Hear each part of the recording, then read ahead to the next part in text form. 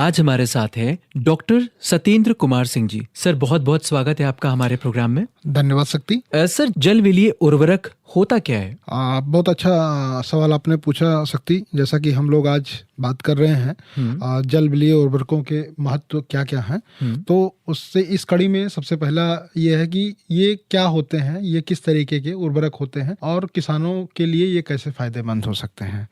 तो देखिए, जैसे पारंपरिक उर्वरक जो है प्रयोग की तुलना में पौधे में जल विलीय उर्वरकों द्वारा आपूर्ति किए गए जो पोषक तत्व होते हैं वो अधिक कुशलता से अवशोषित हो जाते हैं और जिससे क्या होता है कि इन उर्वरकों के द्वारा पौधों को सटीक व नियंत्रित मात्रा में निश्चित समय की अवधि में पोषक तत्व आसानी से उपलब्ध हो जाता है। भारत में जो है जल विलीय उर्वरकों की शुरुआत 1990 के दशक के उत्तरार्ध में की गई थी और 2005 तक इनका उपयोग महाराष्ट्र राज्य तक ही सीमित था।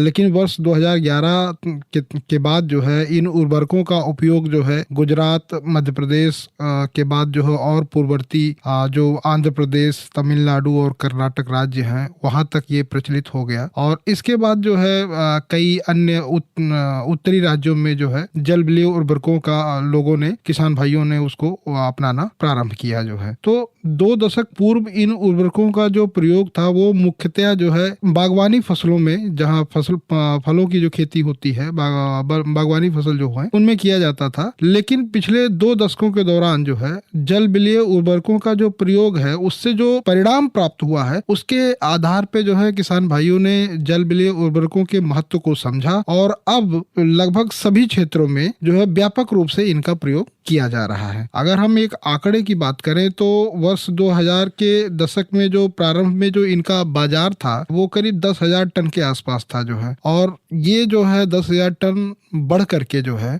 2021 आते आते जो है ये करीब 3 लाख टन का पहुंच गया। तो आप समझ सकते हैं कि 20 सालों में करीब 30 गुना ज्यादा जो है जल विलीय उर्वरकों की मात्रा में वृद्धि हुई है जो है। 2000 से 2001 के बीच में करीब जो है 7.5 मीट्रिक टन का मार्केट था जो है। 2005-6 के दशक में आते आते जो है करीब 18.5 मीट्रिक टन का मार्केट हो गया। 2010 और 11 आते आते जो है ये 65 मीट्रिक टन पे पहुंच गया। 2015-16 में ये 178 मीट्रिक टन हो गया। 2019-20 में 264 मीट्रिक टन था और 2020-21 जो और में करीब जो है ये 300 मीट्रिक टन के आसपास पहुंच गया। और अभी की बात करें तो ये करीब जो है 350 से, मतलब बहुत आने वाले दिनों में ये बहुत जल्दी जो है और ज्यादा मात्रा में जो है ये बढ़ने वाला है, क्योंकि किसान भाई इसके महत्व को समझते हैं और ज्यादा से ज्यादा लोग इसको इस्तेमाल कर रहे हैं।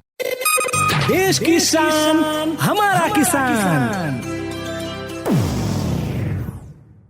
अब अगर आंकड़ों के अनुसार देखा जाए तो वर्ष 2050 तक जो है विश्व की जो अनुमानित जनसंख्या है, कभी आप ये सोचिएगा कि 2050, आज हम लोग 2024 में बैठे हुए हैं, तो 2050 में अनुमानित जनसंख्या जो है वो करीब 9.7 अरब, ये विश्व की बता रहा हूँ, और भारत की अगर बात करें तो करीब करीब जो है 1.69 अरब तक पहुंच जाएगी। यानी कि अभी हम जो बात करते हैं 140 करोड़, ये पहुंच जाएगा 170 करोड़, 159-170 करोड़ के आसपास पहुंच जाएगा।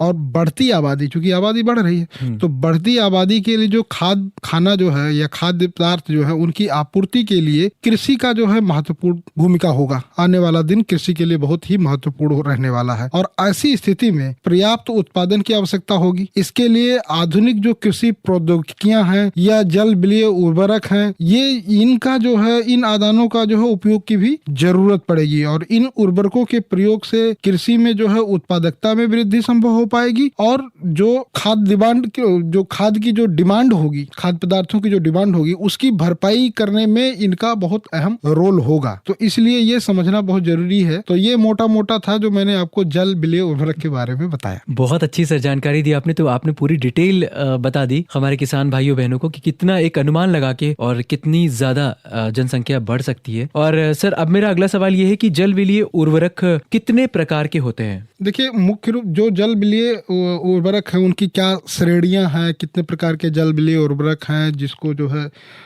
एफसीओ से मान्यता मिली हुई है। तो अगर एफसीओ की बात करें तो एफसीओ ने जो है वर्ष 2021 के अनुसार जो है प्रारंभ से ही जो है सभी 100% जल विलीय जो जटिल अकार्बनिक जैविक या मिश्रित उर्वरकों को जो है उर्वरक नियंत्रण आदेश संख्या जो वर्ष 1985 में है उसमें शामिल किया है। अब अक्टूबर वर्ष 2015 में एफसीओ के द्वारा जो है 100% जल विलीय उर्वरक जो मिश्रण उर्वरक है उसके लिए जो है सामान्य जो है कुछ दिशा निर्देश जो है जारी किए गए हैं।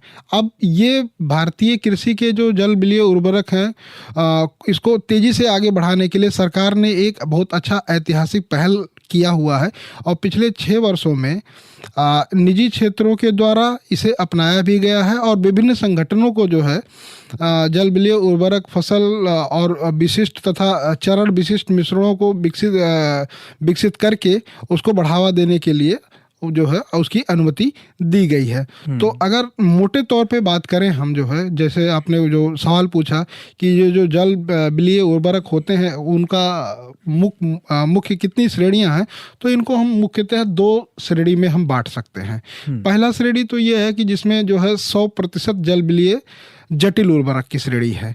अब इसमें जो है कैल्शियम नाइट्रेट आता है, ठीक है, बोरोनेटेड कैल्शियम नाइट्रेट आता है, मोनो अमोनियम फास्फेट आता है जैसे 12 और 61 होता है, मोनो पोटेशियम फास्फेट होता है 05214 के एनपीके का जो रेशियो होता है उसमें जो है।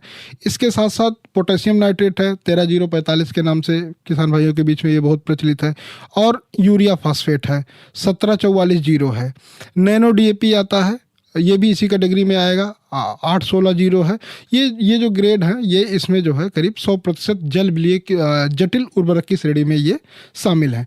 अब दूसरे की अगर बात करें तो दूसरा जो है वो ऐसा वो है कि उर्वरकों को 100% जल विलीय जो मिश्रण है उसमें क्या हुआ है कि अक्टूबर 2015 में जो है जारी किए गए हैं और एफसीओ के सामान्य दिशा निर्देशों के अनुसार इस श्रेणी में किसी भी उत्पाद को शामिल किया जा सकता है, लेकिन इसके लिए एफसीओ ने कुछ जो है शर्तें रखी हैं और उस उर्वरक को उस शर्त को मतलब फॉलो करना जरूरी होता है।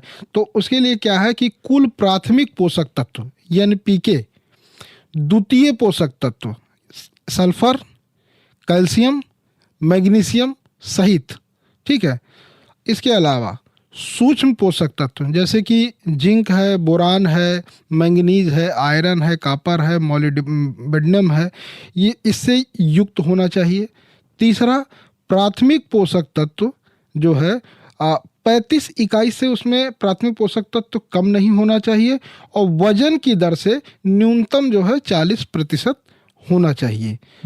इसके अलावा क्या शर्त है कि प्राथमिक पोषक तत्व 25 इकाई से कम नहीं हो और वजन के अनुसार जो है न्यूनतम 30% हो। अब इसमें कुछ वांछनीय शर्तें हैं, जो शर्तें लगाई गई हैं वो शर्तें ये है कि WSF ग्रेड में कोई भी प्राथमिक पोषक तत्व शामिल नहीं होगा। इसका वजन कुल वजन के 5% से अगर कम है।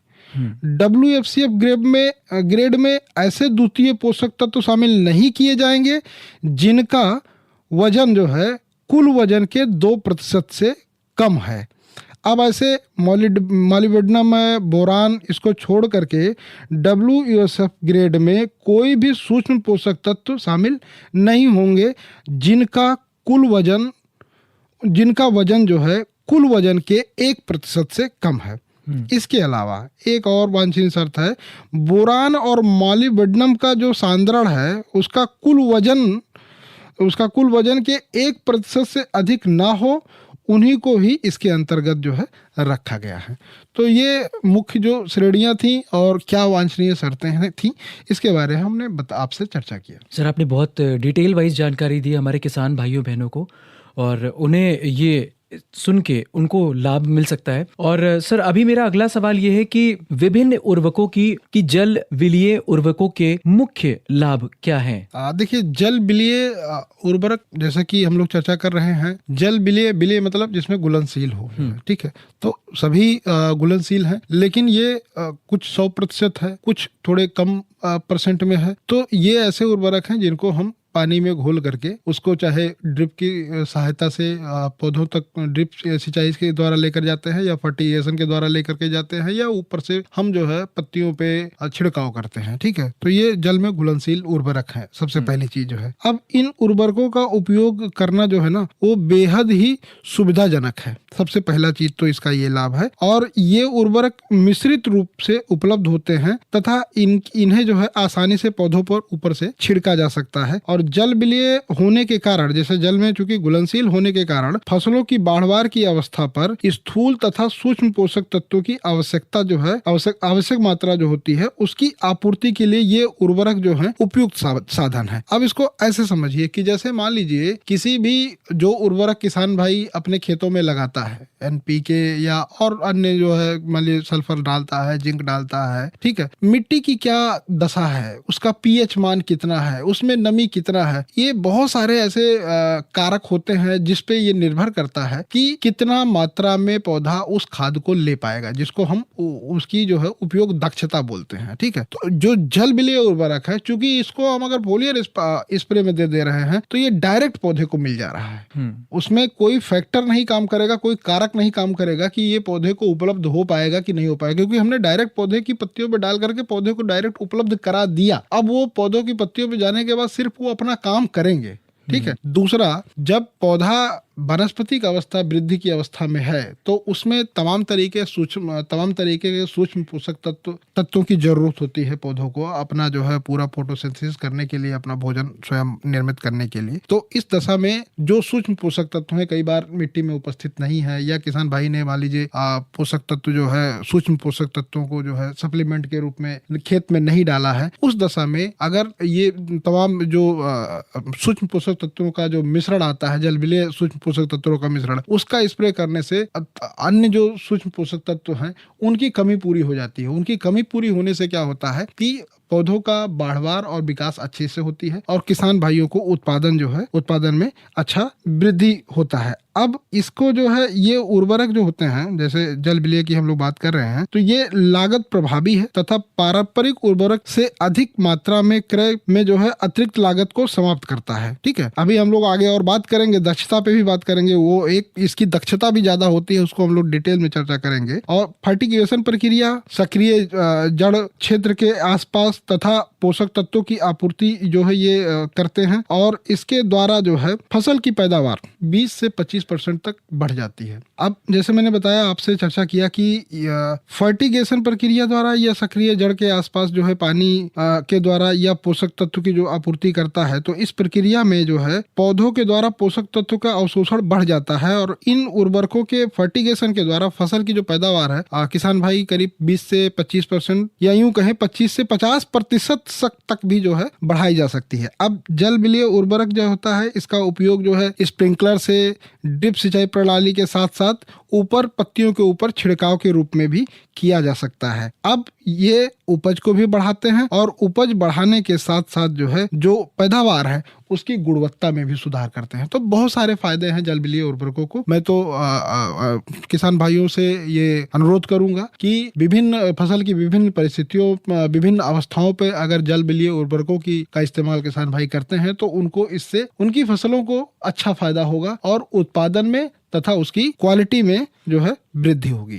तो सर, अभी तक हमने बहुत सारी बातें कर ली हैं और अब मेरा जो प्रश्न है आपसे वो ये है, विभिन्न उर्वरकों की उपयोग दक्षता से आप क्या समझते हैं? देखिए, उपयोग दक्षता को जो है अंग्रेजी में बोला जाता है फर्टिलाइजर यूज इफिशियंसी। हमने मान लीजिए हम भी एक किसान परिवार से हैं। हमारी समझ ये है कि हमने अपने 1 एकड़ की फसल में मान लीजिए 1 बोरा यूरिया 50 किलो का 45 किलो का 1 बोरा यूरिया डाला। सभी लोगों को पता है कि यूरिया जो हम लोग डालते हैं उसमें 46% नाइट्रोजन है। तो अगर 100 किलो यूरिया डाला खेत में तो यानी कि हमने 46 किलो नाइट्रोजन उस खेत में डाला। अब उस 46 किलो नाइट्रोजन में से कितना नाइट्रोजन हमारे पौधे को मिलेगा, जो फसल हमारी उस खेत में लगी हुई है उसको मिलेगा, वो पौधा ले पाएगा कितना नाइट्रोजन, इसको बोला जाता है उर्वरक का उपयोग दक्षता। कोई जरूरी नहीं है कि जो खाद, जो उर्वरक किसान भाई अपनी फसल को दे रहे हैं उसका पूरा का पूरा हिस्सा पौधा ले सके। अब किसान भाई जैसे कि तमाम तरीके के जो उर्वरक हैं उनको विभिन्न विधियों से देते हैं, जैसे कि मिट्टी में सीधे उर्वरक जो डाले जाते हैं, यूरिया हो गया, नाइट्रोजन उर्वरक हैं, फास्फोरस वाले उर्वरक हैं, पोटेशियम युक्त उर्वरक हैं, जिनको डायरेक्ट अगर मिट्टी में डालते हैं तो अगर डायरेक्ट मिट्टी में जो डाले जा रहे वाले उर्वरक हैं उनकी अगर औसत दक्षता की बात करें तो नाइट्रोजन की करीब 30 से 30.50% के आसपास होती है, फास्फोरस की केवल 20% होती है और पोटेशियम की बात करें तो 60% होती है। ये प्रतिशत क्या है ये आप इसको समझिए। जो है किसान भाइयों को ये चीज समझना बहुत जरूरी है कि जितना नाइट्रोजन हमने खेत में डाला है उसमें से सिर्फ उतना जो मैंने प्रतिशत बताया उतना प्रतिशत ही भाग ही पौधा ले पाता है, बाकी का या तो जमीन में नीचे चला जाता है, लीचिंग होकर के जमीन के नीचे चला जाता है, या फिर वोलेटाइज होकर के वायुमंडल में उड़ जाता है। तो वो तो हमारे काम का या किसान के काम का नहीं रहा ना, जो कि हमारी फसलों ने नहीं लिया, जमीन में लीच आउट करके जमीन में नीचे चला गया या ऊपर चला गया। तो प्रश्न तो ये है कि हम किसी भी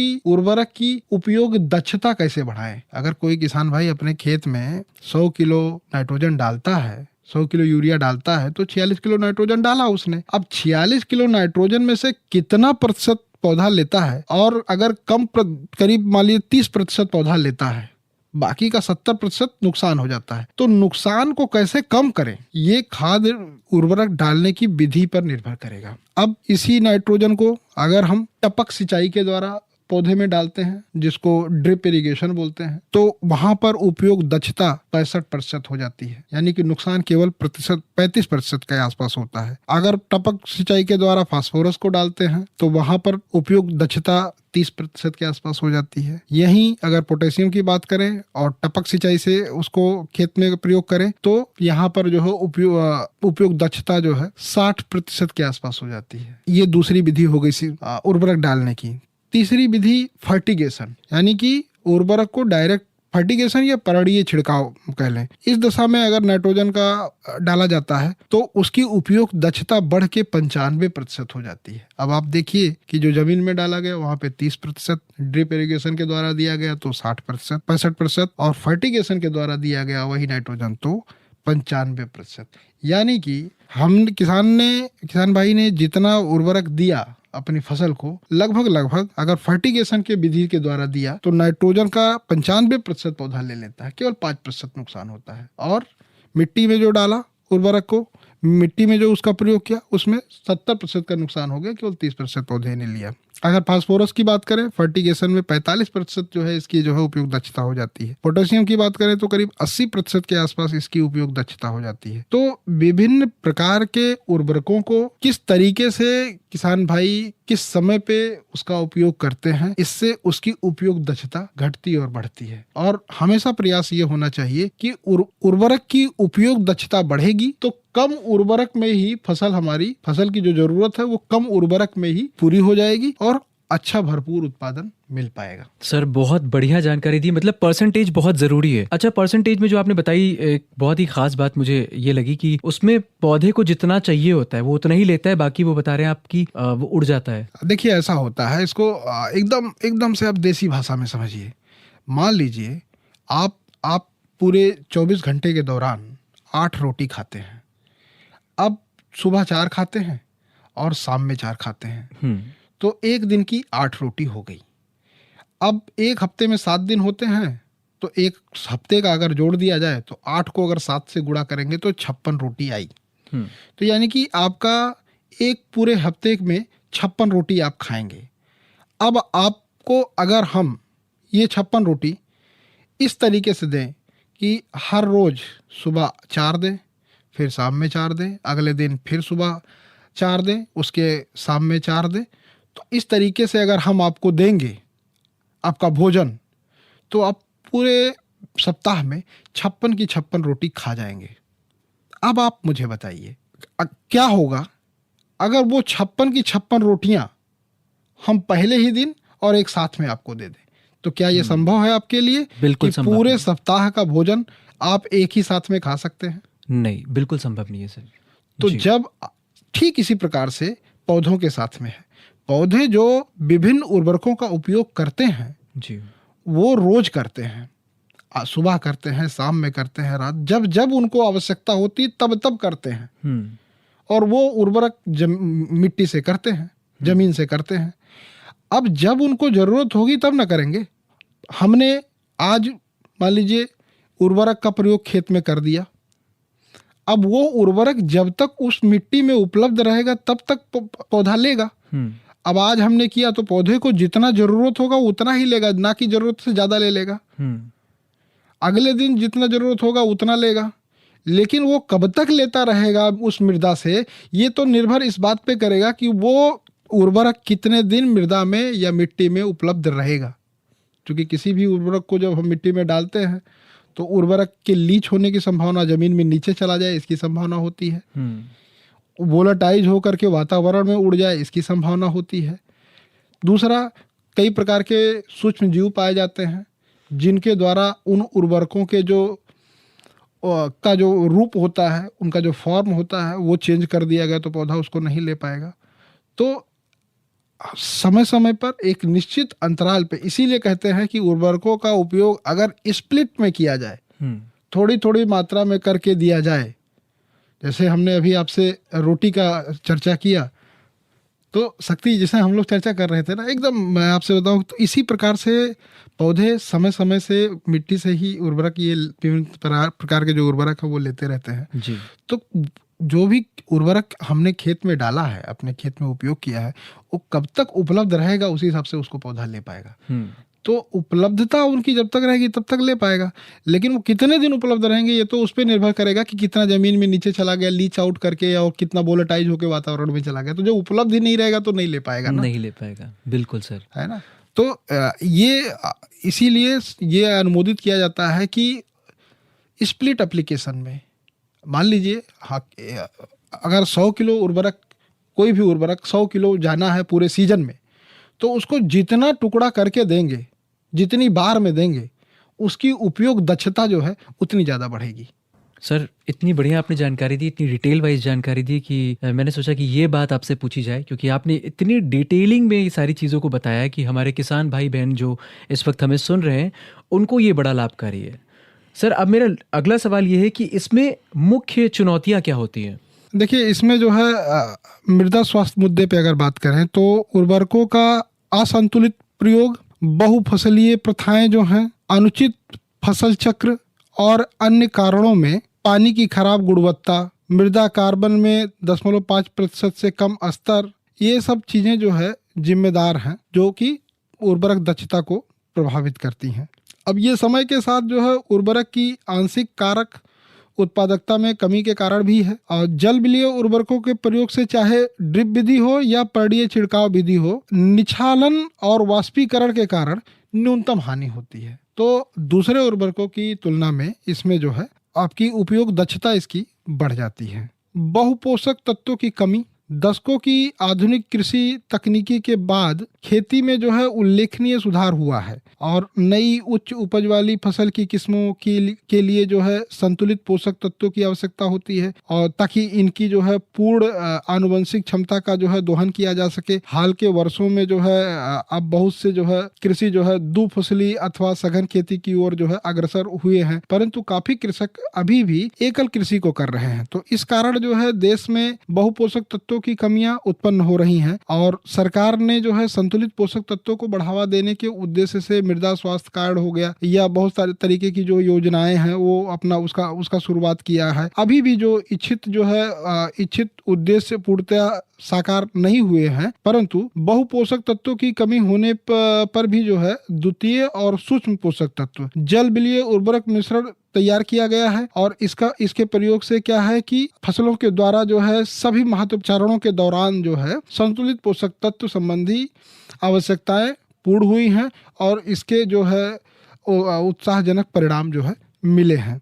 इसके अलावा हम बात करेंगे उर्वरक की जो घुलनशीलता है, तो घुलनशीलता का तात्पर्य उर्वरक की पानी में घुलनशीलता मात्रा से है, ठीक है, कि कितना मात्रा जो है उसका घुलनशील है। अब फर्टिगेशन के उद्देश्य के लिए किसी भी उर्वरक, विशेषकर दानेदार उर्वरक के मामले में घोल तैयार करते समय घुलनशीलता एक महत्वपूर्ण जो है कारक है। फर्टिगेशन के लिए सिंचाई जल में पूर्ण घुलनशीलता किसी भी उर्वरक के उपयोग के लिए आवश्यक है। अब फर्टिगेशन के लिए उपयुक्त अत्यधिक घुलनशील उर्वरकों के उदाहरण जैसे कि नैनो यूरिया है, अमोनियम नाइट्रेट है, पोटेशियम नाइट्रेट है, मोनो अमोनियम फास्फेट है, यूरिया फास्फेट है और जो है मोनो पोटेशियम फास्फेट है। तो आमतौर पे जो घुलनशीलता मान होता है वो 20 डिग्री सेंटीग्रेड पे जो है वो मापा जाता है, ठीक है, कि कितना उर्वरक कितना ज्यादा घुलनशील है या कितना कम घुलनशील है। तो उर्वरकों की जो घुलनशीलता है वो पानी के तापमान पर निर्भर करती है। अब जल विलीय उर्वरकों की घुलनशीलता यदि मिश्रण में अधिक है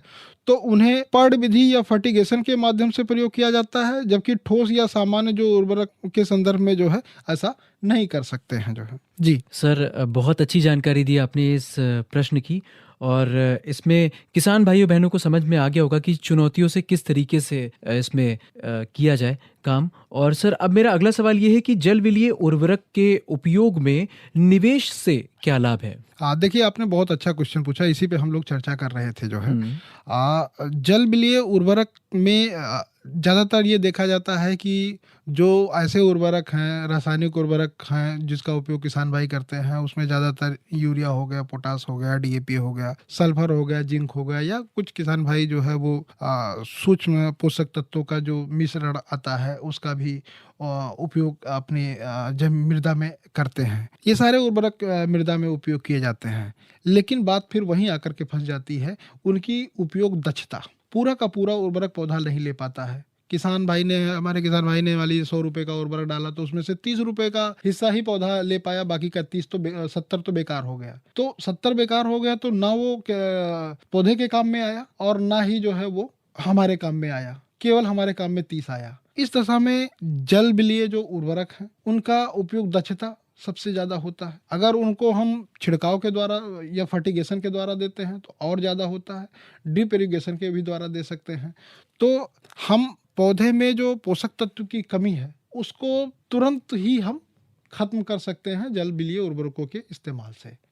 कई बार क्या होता है कि मृदा में उर्वरक उपलब्ध है, पोषक तत्व उपलब्ध है, परंतु पौधा नहीं ले पा रहा है। कोई भी कारण हो, किसी भी और कारणवश मृदा का पीएच मान ज़्यादा है, पीएच मान कम है, सॉइल अल्कलाइन है, या मिट्टी में नमी की कमी है, या नमी बहुत ज़्यादा नमी के दशा में भी जो है वो नहीं ले पा रहा है। तो इन सब समस्याओं से बचने का सबसे बढ़िया और रामबाण तरीका यह है कि जल विलीय उर्वरकों का उपयोग करें, ड्रिप इरिगेशन के द्वारा करें या फिर जो है पर्ण छिड़काव के द्वारा करें, जिससे कि डायरेक्ट पौधे को बेनिफिट होगा। और पौधे को बेनिफिट होगा, पौधे का स्वास्थ्य अच्छा रहेगा, उसमें अच्छे कल्ले निकलेंगे, तो निश्चित सी बात है कि उसके पैदावार में वृद्धि होगी, फसल की पैदावार में वृद्धि होगी और साथ के साथ जो है गुणवत्ता में वृद्धि होगी। तो बहुत सारे फायदे हैं और किसान भाइयों ने इसके फायदे को समझा है। जैसे कि हम लोग शुरुआत में बात किए कि जब 2000 के दशक में जो है इन बाजार में इसका मार्केट जो है बहुत कम था, आज बढ़ते बढ़ते इसका मार्केट 30 गुना बढ़ चुका है। तो 30 गुना इसीलिए बढ़ा क्योंकि किसान भाइयों ने इसके महत्व को समझा और इसका जो ROI रेशियो है ये बहुत अच्छा है, सबसे अच्छा है। ROI बोले तो रिटर्न ऑन इन्वेस्टमेंट, 1 रुपया खर्चा करने के बाद किसान भाइयों को वापस कितना मिलेगा, इसको रिटर्न ऑन इन्वेस्टमेंट बोलते हैं। खर्चा पे लाभ क्या होगा, जल विलीय उर्वरकों का ROI सबसे अच्छा है। तो मतलब सर, हमारे जो किसान भाई बहन है मतलब इन चीज़ों को समझ रहे हैं ठीक बिल्कुल से कि किस तरीके से आगे बढ़ा जाए और किस तरीके से अपनी फसलों को मजबूत बनाया जाए। बिल्कुल जी सर, बहुत बहुत अच्छी जानकारी आपने दी हमारे किसान भाइयों बहनों को। और तो किसान भाइयों बहनों, आपके मन में अगर कोई सवाल है तो आप हमें मैसेज कर सकते हैं हमारे व्हाट्सएप नंबर पर 8887019138 पर।